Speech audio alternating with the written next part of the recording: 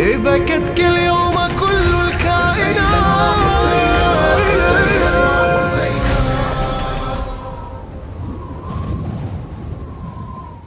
أعوذ بالله من الشيطان الرجيم.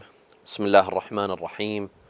الحمد لله رب العالمين بارئ الخلائق أجمعين باعث الأنبياء والمرسلين، ثم الصلاة والسلام على خير خلقه العبد المؤيد والرسول المسدد، حبيب إله العالمين أبي القاسم المصطفى محمد، وعلى أهل بيته الطيبين الطاهرين وصحابته المنتجبين، واللعن الدائم على أعدائهم أجمعين إلى قيام يوم الدين. السلام عليك يا أبا عبد الله، وعلى الأرواح التي حلت بفنائك وأناخت برحلك، عليكم مني جميعا سلام الله أبدا ما بقيت وبقي الليل والنهار، ولا جعله الله آخر العهد مني لزيارتكم. السلام على الحسين وعلى علي بن الحسين وعلى أولاد الحسين وعلى أصحاب الحسين جميعا ورحمة الله وبركاته. قال الله تعالى في كتابه الكريم: أعوذ بالله من الشيطان الرجيم: من عمل صالحا من ذكر أو أنثى فلنحيينه حياة طيبة ولنجزينهم أجرهم بأحسن ما كانوا يعملون. صدق الله العلي العظيم. Muslims who live in the West, who migrated from the Middle East, from their home countries, and came to the West. They came to America, to Europe, to Australia, to New Zealand, and have been living in the West for years. We can put them into three different categories, three different kinds. The first kind are the Muslims who completely assimilated. They forgot about their faith, they forgot about their religion, and they became completely Western. Their life is westernized in the complete sense of the meaning, whether it's positive or negative. Complete sort of assimilation. So there's no going back home. And whatever came from home stayed at home. Faith, religion, school of thought, culture, language. Even names were changed. Last names were changed. Clothing was changed. A complete change in culture. This group saw that there's a clash in cultures. There's a clash in civilizations, so to speak. And that you could either become an American or European, Dutch, English, Australian, or you remain a Muslim. And they chose to be the first because they saw that Islam, being a Muslim, being a practicing Muslim, is incompatible with being American, is incompatible with being European. So they chose to be European. They chose to be American. This is the first group. The second group, they moved here and they also saw a clash of culture, a clash of civilizations. They could either become American or European or Australian, or they remain true to their faith, true to their religion. They remain Muslim. So they chose the second rather than the first. They saw that to be a Muslim, to be a true Muslim, you cannot integrate in American society or in European society. You cannot live an American life or a Western life or a European life. You have to practice your faith, and there's not much you could do. You have to disconnect from society. You have to disconnect from your surroundings, your neighbors, your friends, the society that you live in. And a lot of people from category number 2 end up going back home because they feel there's a clash. They can't work out the two. They can't be both American and Muslim. And they can't be good in both. You can either be a good Muslim or a good American, a good Muslim or a good European. You can't enjoy being the two. So a lot of them, they either live a life of contradiction and a life of torment, a sense of guilt of being a good Muslim but living in the West, or they end up, they pack their bags and they go back home. They go back to Lebanon, to Iraq, to Iran, to Pakistan, to their countries. And then you have a third group, a middle group. A group that sees that there is absolutely no contradiction between being a good Muslim and a good American, or being a good Muslim and a good European. Living a life of Islam and living a Western life is completely compatible. You could be a good Muslim. You could abide by Islamic rules and laws, and at the same time live the American dream, live a happy life, a life of assimilation in the West, but without forgetting your faith and without forgetting your religion. You might ask that, does group number 3 exist? Do they really exist? Absolutely, they exist, and we know many of them.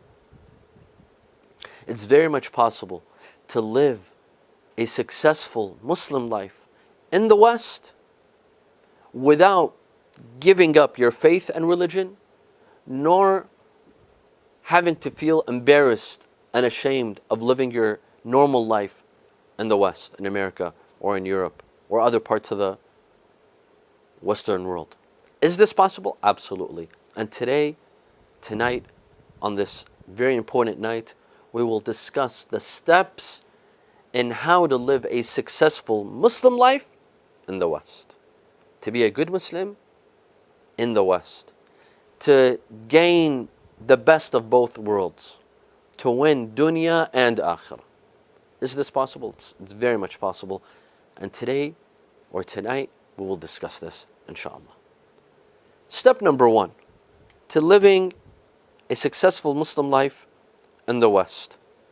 Seek a good education. To seek a good education is the Muslim thing to do, and it's the Western thing to do. First of all, there is no religion like the religion of Islam that pushes its adherents and followers to seek knowledge more than Islam. You don't find this in Judaism, you don't find this in Christianity. The emphasis, the amount of emphasis put on seeking knowledge, gaining knowledge, to seek an education. The Quran is full of verses that push us to gain knowledge.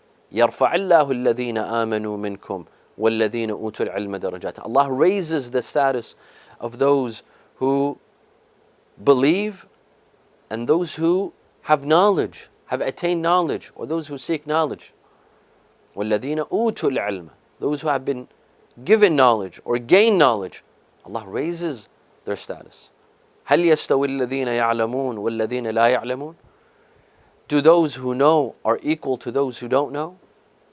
Those who are educated, those who have knowledge, are they equal to those who don't know and do not have an education? There's a hadith recorded by both schools of thought, the Sunni school of thought and the Shi'i school of thought. It's a numerous report. We call it in Arabic tawatur, ila hadd tawatur, in which Rasulullah sallallahu alayhi wa alihi wa sallam states, طلب العلم فريضة طلب العلم فريضة على كل مسلم. To seek knowledge is an obligation upon every Muslim. And in some narrations, كل مسلم ومسلمة. It's an obligation upon every Muslim man and every Muslim woman to seek knowledge. The famous hadith by Rasulullah sallallahu alayhi wa sallam, اطلب العلم من المهد إلى اللحد. Seek knowledge from cradle to grave. It's an ongoing process. There should never be a time when we stop seeking knowledge, or we've reached a position in which we've sufficed. We have enough knowledge. No, seek knowledge. And another hadith says, اطلب العلم ولو بالصين. Seek knowledge even if it's in China. Travel to seek knowledge. Even if you feel lonely, even if you have to live in a country by yourself, even if you have to leave your hometown and to leave family and to live in poverty, Islam says go and seek knowledge. There's no other religion that emphasizes on seeking knowledge like Islam. And so too in the West, you're given the opportunity to seek knowledge and to get an education. In the West, there's a value to knowledge. There's a value to education. That's why there's an abundance of universities. There's abundance of colleges. In the West, we have the best universities and we have the best colleges. Our youth living in the West, Muslim youth in the West, should aim to get entrance to the best of the universities, to the Ivy Leagues, starting from Harvard to Stanford to Yale to Berkeley to Princeton, to the best of the universities. The doors are open. There's an opportunity and there's no discrimination.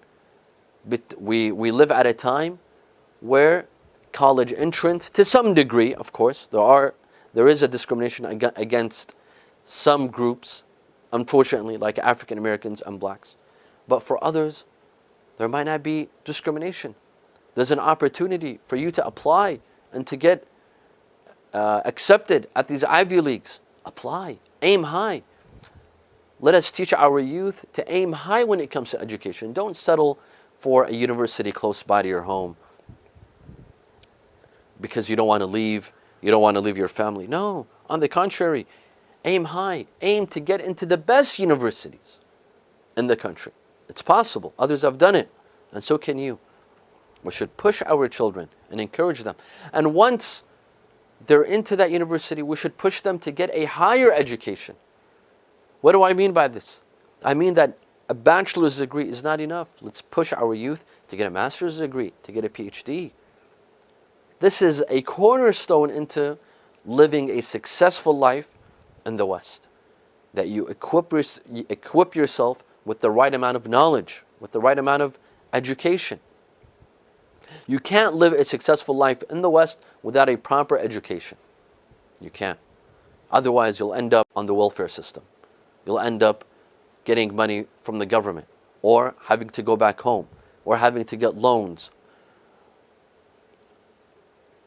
Get a proper education. You can get the best education in the West. Let us be in the habit, as parents, to teach our children the culture of aiming high, to go to the best universities. Let's push them. I know some parents that don't want to send their kids off to school abroad, to other states, because they want to monitor them, control them. Yes, I understand where you're coming from, but at the same time, if you instill in your children the sense of responsibility when they're young, when they're in high school, when they go off to college, they're already responsible. They will know what is right, what is wrong, and they will learn on their own. Sometimes a person learns on his own or on her own. Let them be responsible. Let them travel. Let them live, on their own to gain experience, and they will learn what to do, what is right and what is wrong. But let them get an education. It all starts off with a proper education. You cannot, and I cannot emphasize on this enough, you cannot live a successful life in the West without having a proper education. And our communities, we should have scholarships for the bright students, for the bright kids in our communities. We send them off to Harvard, to Yale, to Berkeley, to Stanford. And we provide them with scholarships. We could do this at every Islamic center, at every Hosseiniya in the West.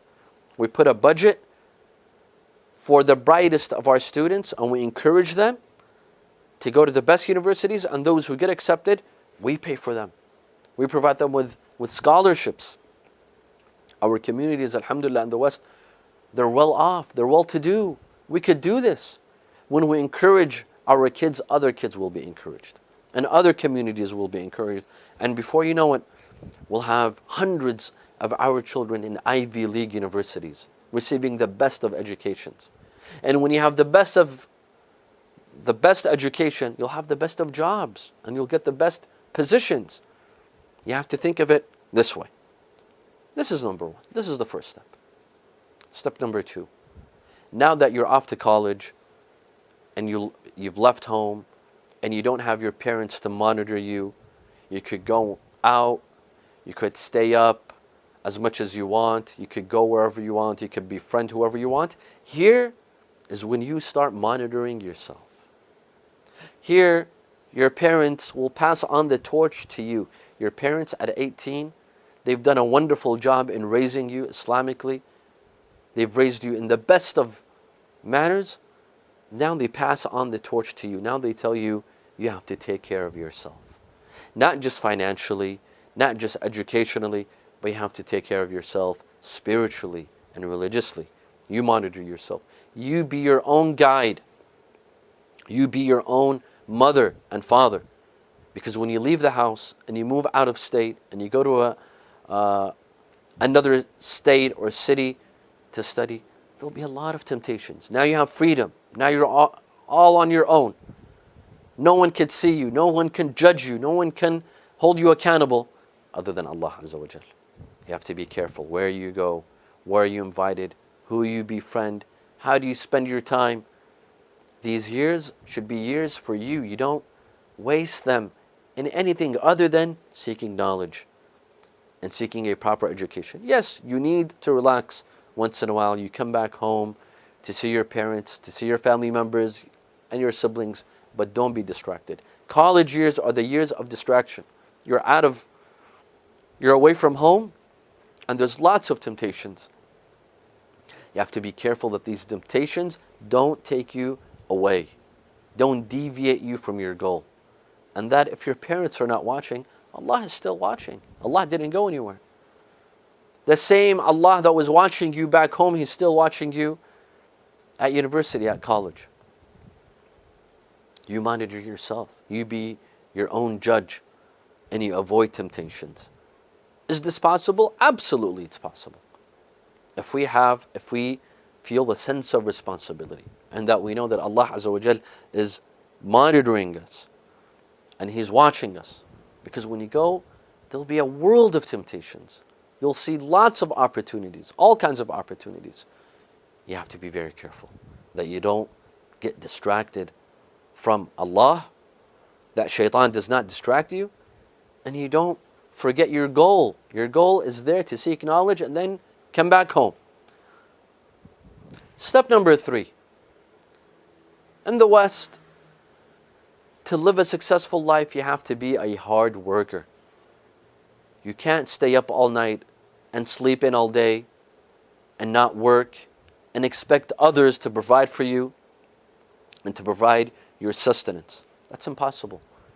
Any person that wants to live a successful life in the West has to work, has to produce, has to achieve, has to be a hard worker, has to have a job from 8 to 5, from 8 to 6. I don't know what hours it is. Unfortunately, we have many Muslims that migrate from the East. They come to the West and they rely on the government that they live in. They want welfare. They want income support. They want financial support. They want medical benefits. Some of them go to great lengths. They even break the law or claim disability just to get a couple of dollars or money for rent. Such people will never live a successful life in the West. If your intention is to live in the West and benefit financially from the government, receive an income, receive a check every month, and financial benefits, and not work, you will not have a successful life in the West. If you want to live in the West, you have to be a hard worker. You have to train yourself, put it in your mind that you work, you achieve, you get a job, you produce, you make money. And this is what Islam encourages us. This does not conflict with Islam. Absolutely not. Islam encourages us to work, to produce, to be financially capable and financially independent. The hadith says, Al-kaddu ala ayalih kal-mujahidi fi sabilillah. He who goes out and works and makes money and brings money back home to his family, it's as if he's fighting for the sake of Allah. It's as if he's in the battlefield protecting Islam and protecting your country and protecting your land.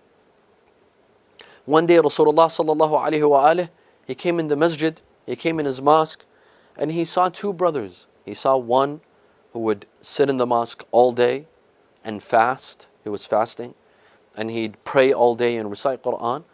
But at the time of iftar, his brother, who wasn't in the mosque, who would go out and work all day, he'd bring food and put in front of his brother.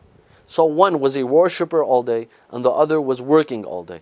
Rasulullah looked at the two brothers, and he said, you know who's the true worshipper? It's the one that's working. The one who works is the worshipper, not the one who prays and fasts all day long, but he expects others to take care of him. This is not true worship. You see, Rasulullah sallallahu alaihi wasallam tells us the essence of worship. He gives a new meaning to worship. Those who pray all day, pray all night, and fast all year long, and they expect others to take care of them, this is not worship. This is not true obedience of Allah.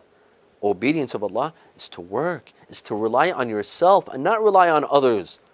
Is not to be a burden on others and to be dependent on others. True worship is to be independent financially and to help others, not that you expect help from others. Rasulullah sallallahu alaihi wasallam, one day he saw a gardener, a farmer and a gardener. He saw him in Medina. His hands were dirty. His hands were dirty from working in the soil. Rasulullah held those hands and he kissed them and he embraced them. He said, these are hands that Allah loves.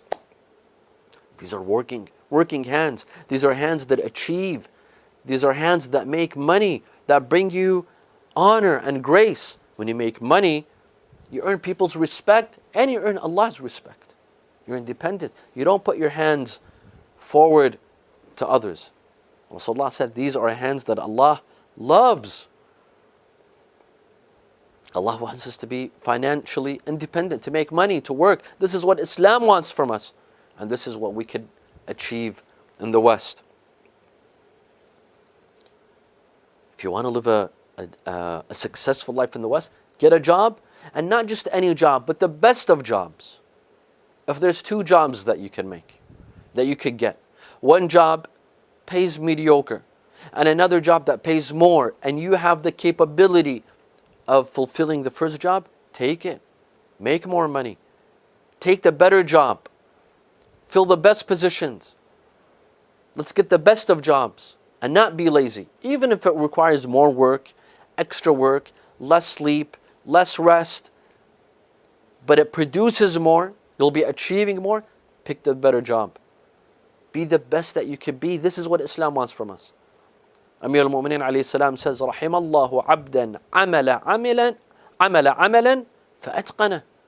May Allah have mercy, may Allah bless the person who does a job and does it correctly, does it the best. أتقنه. When you don't suffice for a mediocre job or mediocre work, but you be the best you could be. In the West, hopefully there's no discrimination. No one, in some parts of the world, they ask you, are you Muslim or are you Christian? In some parts in the Muslim world, they'll ask you, are you Sunni or are you Shi'i? As soon as you say you're Shi'i, your chances of getting the job decreases, even if you're the best in your field. Even if you're the best doctor, you're the best professor, but you're Shi'i, you will lose your chance to gain that position. But in America, no one asks you if you're Muslim or Christian to get a job. No one will ask you, are you a Sunni or a Shi'i? No one will ask you, who do you follow? Which marja' do you follow? None of this matters. It's the land of opportunity. Anyone who has a decent job and is capable of working and could go out and work will be accepted, will be hired. That is why we do have Muslim professionals in the workforce. We have some of the most professional Muslims, the most successful Muslims out there. And they are proof that it is possible. You could be a successful Muslim. You could be a religious Muslim, God-fearing, righteous, and at the same time a law-abiding citizen, and at the same time living a very successful life. And you choose the best job. It's a line of opportunity. You could be whatever you want to be as long as it's halal. You could be whatever you want to be and be the best that you could be. You want to be a journalist? Go ahead, but be the best journalist. You want to go into economics? Go ahead, but be the best you can be. You want to become an athlete? That's fine. Be the best athlete that you can be, so that you inspire You inspire others like you, young Muslims like you. You show them that it's possible to be a good Muslim and a good athlete and a successful athlete and a successful American and a successful European. You want to go into politics, you want to go into business. As long as you remain restricted to Islamic values and Islamic laws and rulings, the sky's the limit. Go out and work, go out and achieve. Islam doesn't tell you have to pray all day and worship all night and fast every day. If you can fast, that's good. But if fasting, other than Ramadan of course, if fasting hinders you from working, no, go and achieve, go and work, go and bring money back to the house. Go and raise a family and provide for your family. وَلَا تَنْسَ نَصِيبَكَ مِنَ الدُّنْيا. The Quran says, and don't وَابْتَغِي فِي مَا آتَاكَ الدَّارَ الْآخِرَةِ. Try to achieve a good place in the hereafter. وَلَا تَنْسَ نَصِيبَكَ مِنَ الدُّنْيا. And do not forget this life as well. Work for both dunya and akhirah. Number 4, steps to living a successful Muslim life in the West.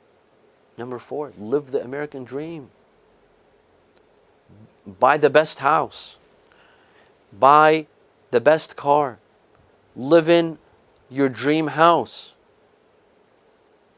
Eat the best food. Go to the best restaurants. You could wear the nicest clothing. You could go on vacations. Enjoy yourself. You could have a summer home. Live the American dream. No one stops you. No one says this is haram. No one says it is haram to live in a fancy house or a luxurious house. Absolutely not.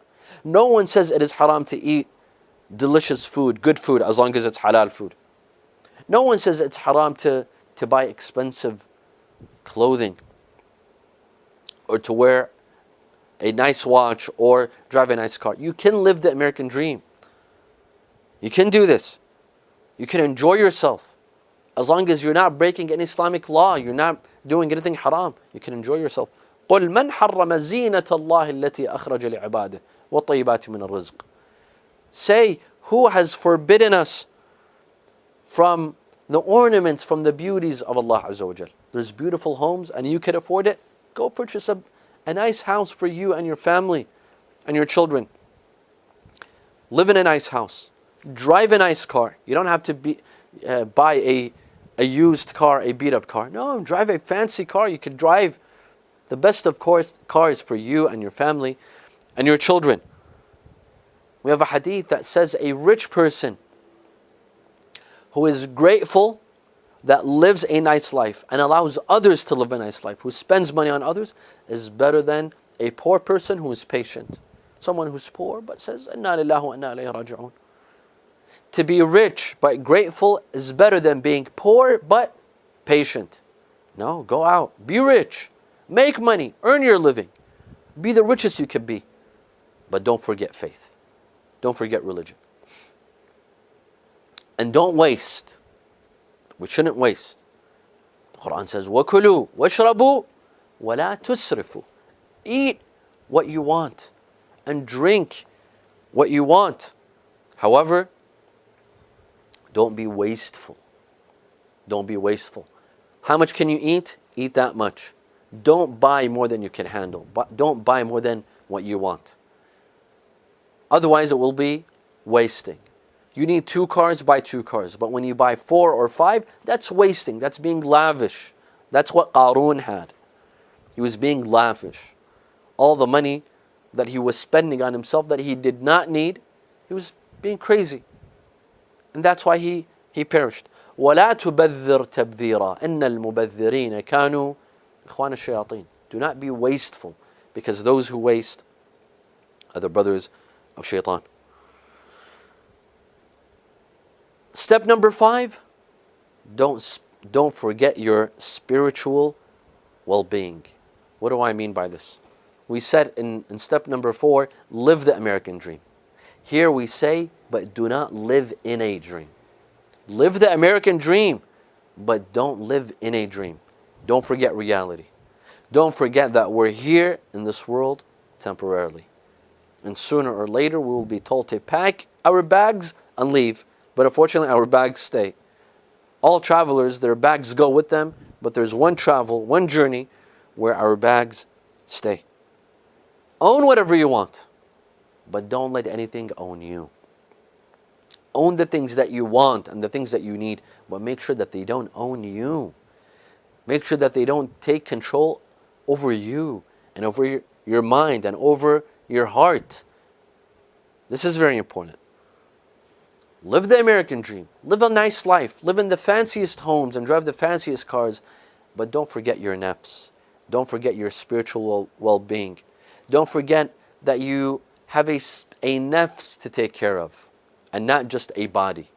You take care of your body, you relax, you let your body sleep on the best mattresses in the best homes, but take care of your nafs. Your nafs needs to be fed as well. Don't forget your mosque. Don't forget your masjid. Don't forget your Hosseiniya. Don't forget Salatul Jumu'ah. Don't forget Thursday nights to recite Dua Kumail. These are all things that you will need to live a successful life in the West. It's not all about materialism. You could own whatever you want, but at the same time, don't neglect your nafs. Your nafs requires nourishment. Your nafs requires admonishment. You need to hear a word of advice. We all do. I need to hear a word of advice every once in a while. We need to be reminded that this life is temporary, that we are here for a certain amount of time, and we need to make use of it and benefit from it for akhirah and for dunya, and then we're told to leave. We have to be reminded of this. We cannot become arrogant and say, I no longer need to go to the mosque. The mosque is for the poor. The mosque is for those who cannot afford to live the way I live. This is nonsense. Be rich, live the American life, but don't be arrogant. We shouldn't become arrogant. Materialism is not enough to bring us happiness. Don't think that by living the American dream and you have the best house and you have the best car and you have all the money in the world and you have a vacation home that you'll be happy. Materialism is part of it. Some of our happiness comes from materialism. The other half comes from our nafs. Our nafs has to be happy. Our nafs has to be well fed and well nourished. We need spirituality in our life. We need religion in our life. We need admonishment and advice in our life. We need to be reminded of the akhirah. Otherwise, materialism is not enough. Materialism won't buy you happiness. It's spirituality. You will need spirituality. Otherwise, you will not gain happiness. That is why we see a lot of people in the West. They have all the money in the world, but they'll commit suicide, or they're not happy, or they're on drugs, or they're on alcohol. You think they're living the dream, but they're not. Why? Because all they cared for was materialism, and they forgot about spirituality. They forgot about their nafs. They forgot about their akhirah. They forgot about their spiritual well-being. We should not let materialism take over us. We should not get lost into materialism. We should not let life fool us. This is important to live a successful life in the West. Don't get fooled by life in the West or the materialistic life in the West. There's another life waiting for us. Whether you live in the East or the West, we will all end up in the same grave, and we'll all wear the same shrouds, and we will all be washed before our death and put into that grave. We should never forget this. This should always be on our mind. Number 6, to live a successful life in the West, you should make your family and your children a priority. This is very important. And what do I mean by priority? You know, a lot of times we care for our children, we put them in the best schools, we get them tutors, private tutors, we put them in the best after school programs, soccer, football, IT, swimming lessons, karate lessons, and we take care of them physically, we take care of them materialistically, we make sure that our kids have whatever they want. They wear the best clothing, they wear the best shoes, they have all the latest equipment. But we also have to make sure that their spiritual well-being is taken care of. We have to make sure that we raise them in a proper Islamic manner, with Islamic values. If we could put them in an Islamic school, we should put them in an Islamic school. If we can't, then there's Saturday school, or Sunday school, or Friday night youth programs, or summer camps, or winter camps. This is important. Your children are a priority. There are some, they think that just by putting their kids in the best schools and buying them the best gadgets and buying them the best clothing, they've fulfilled their responsibility towards those children. No, my dear friends, you've taken care of them materialistically, but not spiritually. It's like a car. We take the car to the car wash and we wash it from the outside, but we neglect the inside. From the outside, people will assume this is a beautiful car because they see from the outside, it's nice, it's clean. But as soon as they open the doors, they will see the mess inside. We have to make sure that that doesn't happen to us and it doesn't happen to our children. We shouldn't get immersed into our business and our jobs, into living the American dream by neglecting our children, by not seeing them, by not spending time with them, not going out with them, not having discussions with them, not being their friends, by not seeing what are their challenges, what are the problems that they face. This is very important. Your children are a priority. Number 7, do not forget your identity. You can live in America for 50 years. You can live in Europe for 50 years. You can live in Australia for 60 years. But don't forget who you are. Don't forget where you came from. Don't forget your religion. Don't forget your heritage. Don't forget your culture. Don't forget your language. Don't forget your names and your last names and your forefathers and your family tree and your lineage. Don't forget your manners. You know, there's a lot of youth, they come to America or the West and they forget their culture, they forget their manners. A guest comes, we don't even stand for them. We sit on the couch. When a guest comes home, we don't greet them at the door. We sit at home, or we sit on the couch. When they leave, we don't walk them to the door. We call them by their first name. We don't respect the elders. We call them by their first name. Or we walk in front of the elders. This is wrong. This means we're forgetting our manners. We're forgetting our adab. We're forgetting our akhlaq. We've picked up manners from others. Be American, be English, be Dutch, be Australian. But this doesn't mean you forget who you are. Or you forget the language. You forget the language. You don't speak your language anymore. Arabic, Farsi, Urdu, Gujarati. You forget the language. Why?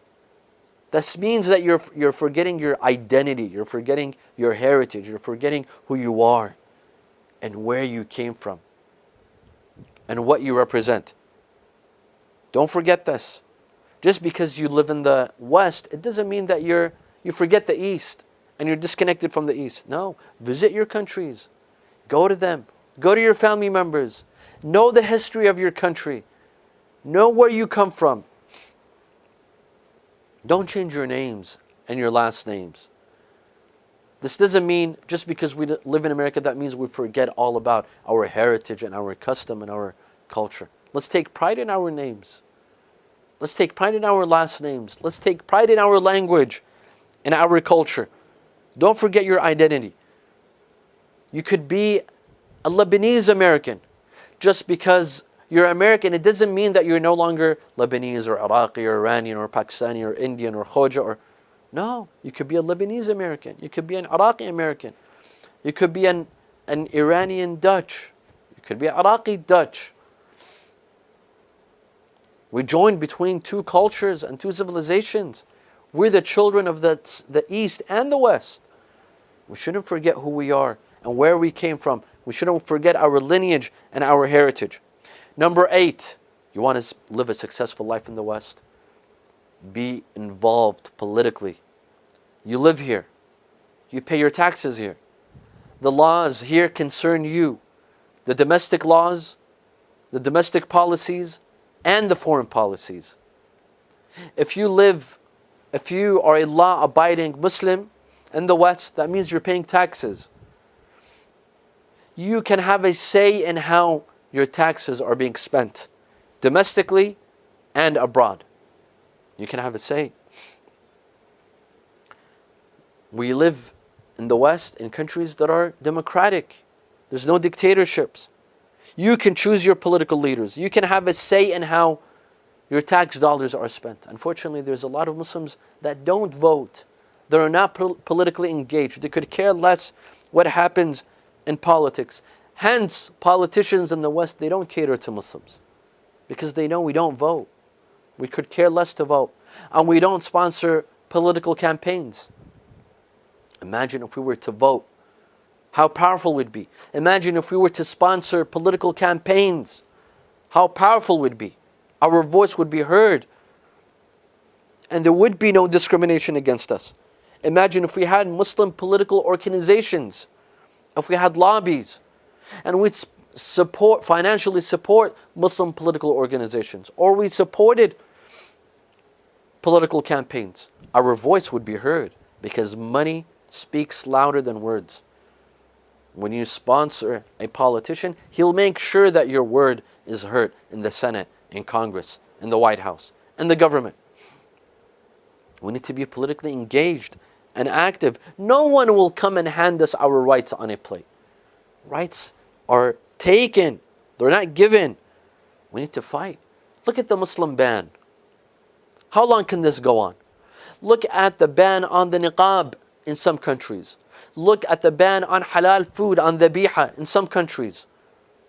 And this could happen in your country and in other countries. Our rights can be taken away from us. What do? We just say a dua and we say La ilaha illallah, La hawla wa la quwwata illa billah. We need to take action, political action. Look at the discrimination in some places in the West, in the workforce against Muslims, where there's hate crimes against Muslims.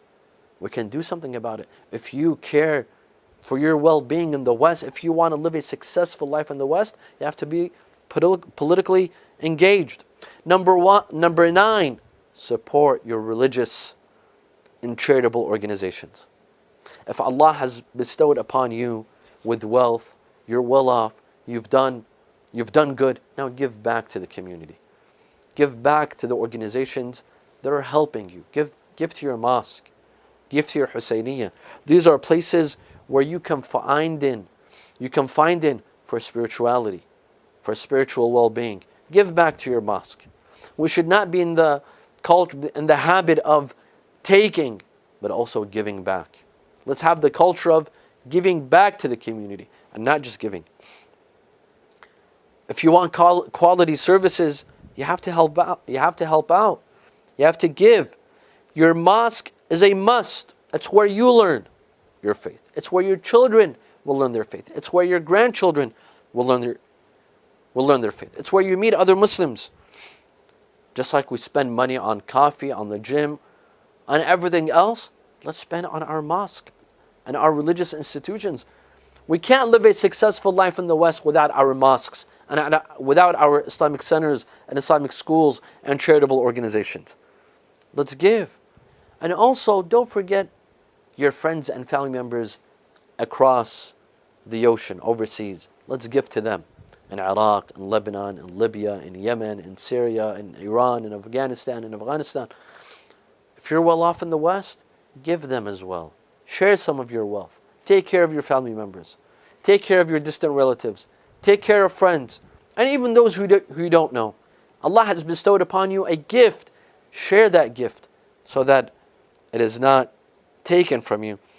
And number 10, don't disconnect from the East. Don't forget your Hajj. Don't forget your Umrah. Don't forget your Ziyarah. You could be living in the West. You live in the West.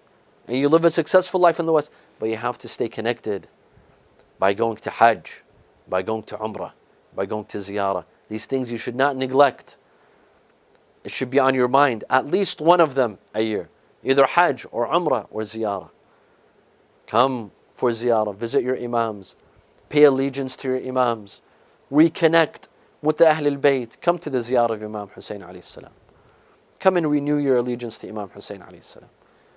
How grand is Imam Hussein when he has a ziyarah in every occasion. In every occasion. In mid-Sha'ban, there's a ziyarah for Imam Hussein. In Rajab, first of Rajab, there's a ziyarah for Imam Hussein. In mid-Rajab, there's a ziyarah for Imam Hussein. On the day of Arafah, there's a ziyarah for Imam Hussein. On the days of Eid, there's a ziyarah for Imam Hussein. Why? Because Allah Azza wa Jal wants us to stay connected to our Imam. Because Imam Hussein is very much in faith. He plays a major role in our faith, in our school of thought. Let's not forget him. Let's not forget what Imam Hussein alayhi salam has done for us. So we give for him as well. So we stay connected with him. Assalamu alayka ya Aba Abdullah. Tonight is the eve of Ashura. And we remember an infant, a child.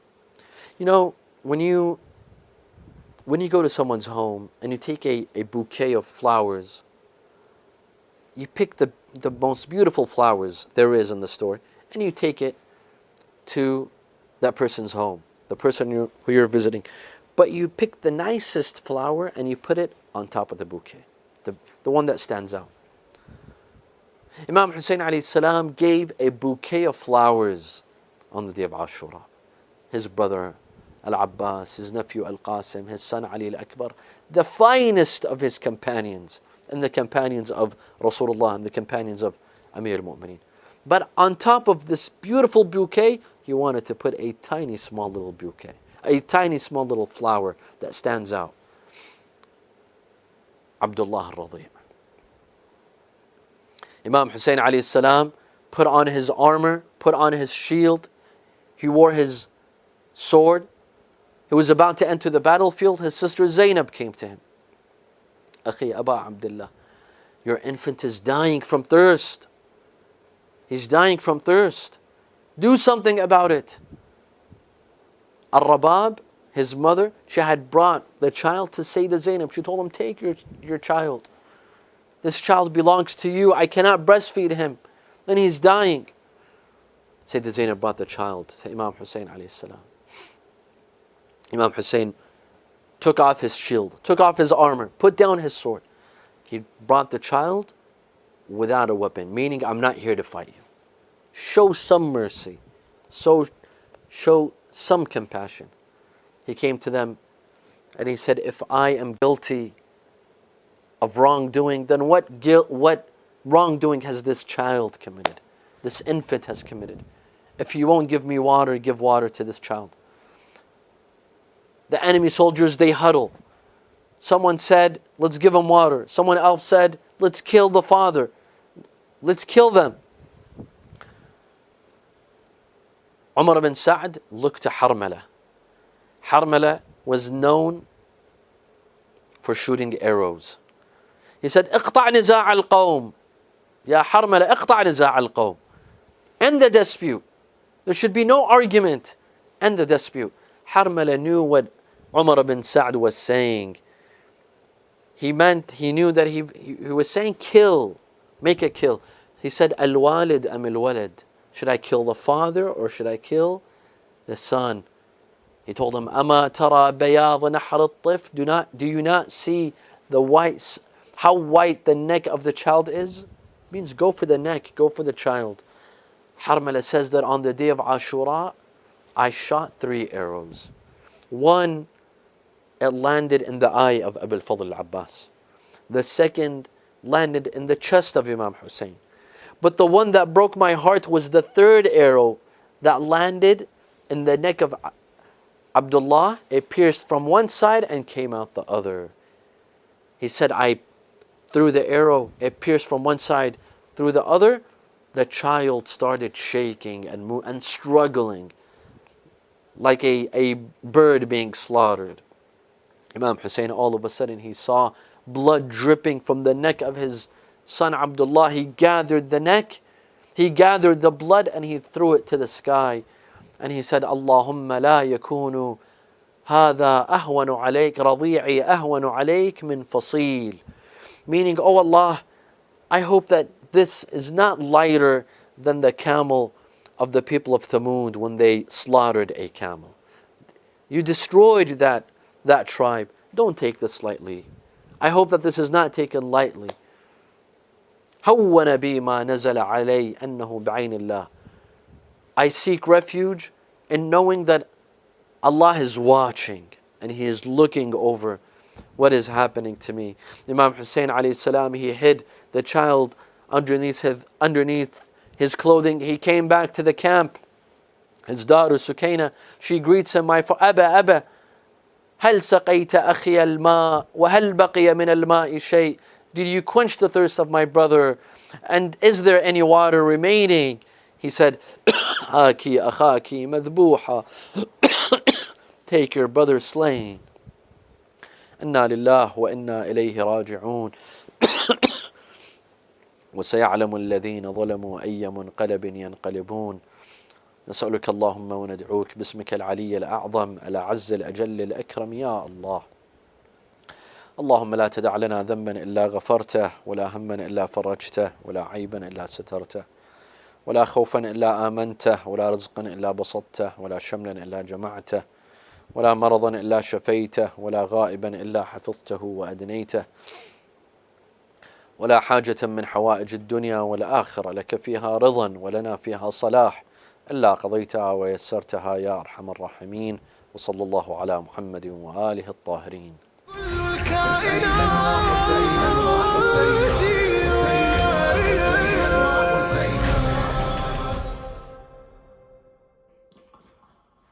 Assalamu alaikum, my dear respected viewers of NYC and IIA. Abdullah Ajurakum. May Allah accept in the last 10 nights of commemoration for Abu Abdullah al-Hussein and for the family of Hussein and the companions of Hussein and the children of Hussein and the daughters of Hussein. May Allah accept your tears. May Allah accept the pledges of allegiance that you placed towards Abu Abdullah al-Hussein.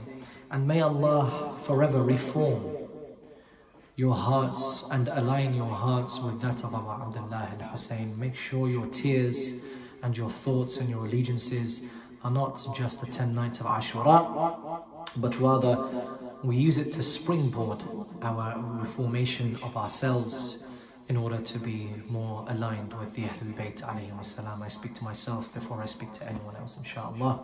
On a night like this, Imam al-Hussein, as well as bidding his farewell to the women and children, his brothers, sisters, but on the day of Ashura, he had one more difficult task to do. And this difficult task really cemented truth and falsehood. When he takes his young son, Abdullah al-Radi' in the middle of the battlefield and says, if you have a problem with me, then what is the sin of this child? In the poem, we are drawing comparisons between Imam al-Hussein alayhi salam's son, Abdullah al-Radi' Ali al-Asghar, and that of the unborn son of Fatima al-Zahra, Muhsin ibn Imam Ali alayhi salam. And the poem comes and says, between the two children, the thirst and fire burn.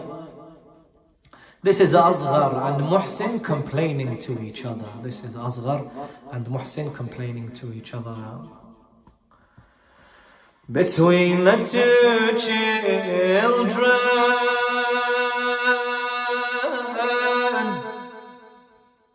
the thirst and fire burn.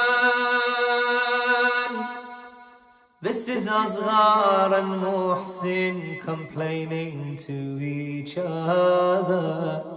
This is Asghar and Muhsin complaining to each other. Beneath a night in Medina, a house on fire burns. Beneath a moon in Karbala, for help a father turns. Beneath the night in Medina, a house on fire burns. Beneath a noon in Karbala, for help a father turns. For help a father turns.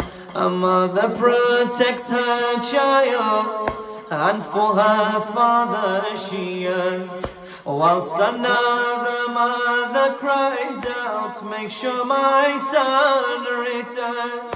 A mother protects her child, and for her father she yearns. Whilst another mother cries out, make sure my son returns. One lies within a womb, one thirst calls out his tomb. One lies within a womb, one's thirst calls out his tomb. Approaches the sweetest of souls, the harshest of horror. This is Asghar and Muhsin complaining to each other. Two children too young to speak, united in their pain. One in the womb of Zahra, one in the arms of Hossein. Two children too young to speak, united in their pain. One in the womb of Zahra, one in the arms of Hossein. One in the arms of Hossein. If Muhsin cries to Asghar, of my state I complain. Asghar cries back to Muhsin, come and look at my vein. Asghar cries back to Muhsin, come and look at my vein. Two casualties of war, the war against Allah. Too young and too innocent to experience slaughter. And this is Asghar and Muhsin complaining to each other. Oh, Asghar, I had suffered. Oh, Asghar, I had suffered before I had been born. Before I'd seen my mother, from Zahra I was torn. Oh, Asghar, I had suffered before I had been born. Before I'd seen my mother, from Zahra I was torn. From Zahra I was torn. To burn the house of my mother, an oppressor had sworn. He pushed the door against her chest and murdered a newborn. Who burned the house of my mother, an oppressor had sworn. He pushed the door against her chest and murdered a newborn. And murdered a newborn. I felt a vicious blow, my tears with a blood flow. I felt a vicious blow, my tears with a blood flow. A child and mother torn before she was a mother. This is Asghar and Muhsin complaining to each other. Asghar with his tears replies. Asghar with his tears replies. Brother, I was thirsty. My father took me in his arms to the enemy, to the enemy. All I had wanted was water. I felt something hit me. All I had wanted was water. I felt something hit me. Till a child soaked in his blood my father would carry. Till a child soaked in his blood my father would carry. My blood flowed from within, crying what was my sin. My blood flowed from within, crying what was my sin. I sipped from an arrow, I wanted a sip of water. This is Asghar and Muhsin complaining to each other. Oh, Asghar, in my eyes torture, the torture of Zahra. I tell you were there no nail, I tell you were there no nail, there'd be no Karbala, there'd be no Karbala, there'd be no Karbala. Between the door and all they crushed, between the wall and all they crushed Muhammad's own daughter. And I watched Muhammad's flower in fire she'd wither. And I watched Muhammad's flower in fire she'd wither.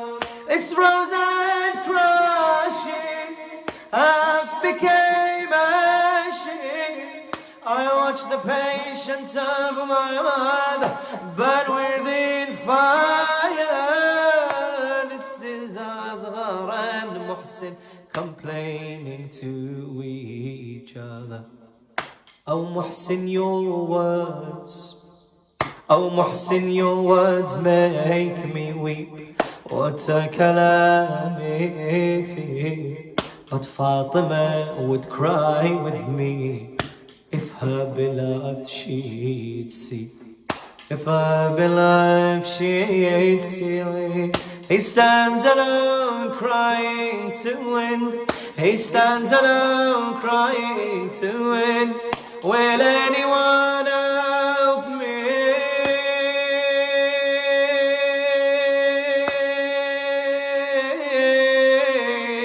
He stands alone crying to wind. Will anyone help me? Oh Muhsin, my beloved father, headless they would bury, headless they would bury. A house of Zahra cries with a child's demise. She forgets the ribbon fire and weeps in Karbala.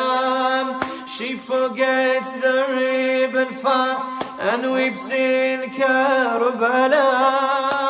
This is Asghar and Muhsin complaining to each other. السلام عليك يا أبا عبد الله وعلى الأرواح المؤمنين والمؤمنات. السلام عليك يا أبا عبد الله وعلى الأرواح التي حلت بفنائك. عليكم مني جميعا سلام الله أبدا ما بقيت وبقي الليل والنهار. ولا أجعل الله آخر الهدي مني لزيارتكم. السلام على الحسين وعلى علي بن الحسين وعلى أولاد الحسين وعلى أصحاب الحسين، خصوصا سيدي ومولاي أبي الفضل العباس مختو زينب جميعا ورحمة الله وبركاته. وإلى أرواح المؤمنين والمؤمنات، رحم الله من قرأ سورة المباركة الفاتحة مسبوقة بالصلاة على محمد وآل محمد. كل الكائنات